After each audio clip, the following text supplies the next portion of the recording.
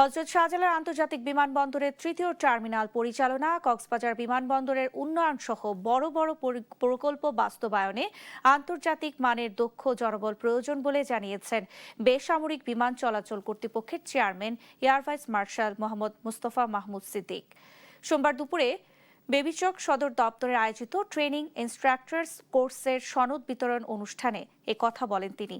বলেন, আন্তর্জাতিক মানের প্রশিক্ষণ ও দক্ষ মানব সম্পদ গড়ে তোলার বিকল্প নেই। এই জন্য সিভিল এভিয়েশন একাডেমি বর্তমানে বিশ্বমানের প্রশিক্ষণ দিচ্ছে। আন্তর্জাতিক মানের আরও দুটি প্রশিক্ষণ কোর্স উন্নয়নের কাজ করছে। অনুষ্ঠান শেষে টিআইসি কোর্স সম্পন্ন করা 24 কর্মকর্তাকে সনদ তুলে দেন তিনি। We have some courses, we have got some instructors who have claimed the highest rating in the world itself.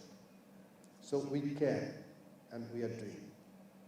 So with these courses, the way it has been conducted today, I can tell you, if it continue, this Gold Plus or Trainer Plus, whatever term it, maybe it will turn into a higher one like Platinum and others. So keep up the good work.